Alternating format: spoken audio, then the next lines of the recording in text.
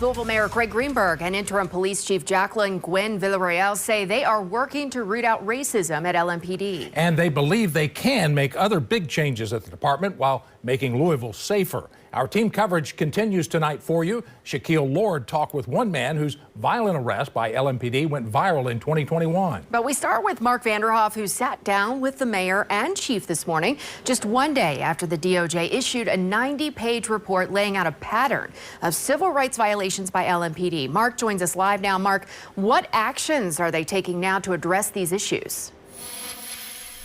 Yeah, Jennifer, Rick, I spoke with the mayor and the interim chief here at Metro Hall, and the chief says that she's already working on changing the culture at LMPD, and those who don't want to change may have to go. This comes after a scathing DOJ report that detailed some shocking examples of racist behavior by some officers and exposed discriminatory practices. We will not tolerate racism. LMPD's interim chief Jacqueline Gwen Villarreal says they are working to change the culture at LMPD with training on topics such as implicit bias and procedural justice. I asked if she also needs to weed out racist officers. They will weed themselves out because their behavior would dictate that, and then I'll respond accordingly.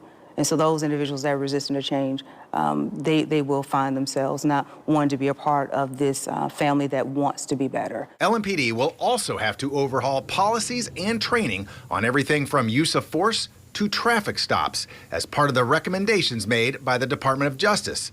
The Fraternal Order of Police says it is still reviewing the DOJ report, but it issued a statement that reads, in part, "We feel very strongly that this report is an unfair assessment of the great work that is accomplished daily by the vast majority of LMPD officers. We also feel very strongly that this report should not go unchallenged." So I asked the mayor, what does he say to those who are skeptical of this report? I say let's work together. This report was painful for many people. It was painful for people who were surprised by the findings.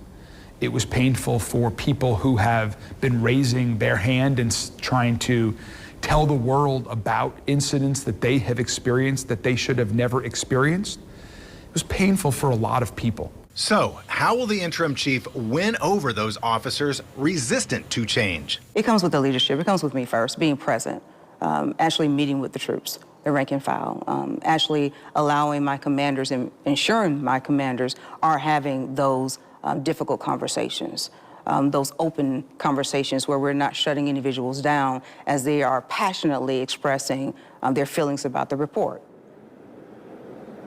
Now, there are many in the racial justice movement who feel like the DOJ reforms don't go far enough. They want to do things like get rid of qualified immunity for officers and open up the contract negotiations between the city and the police union. Live at Metro Hall, Mark Vanderhoff, WLKY News. All right.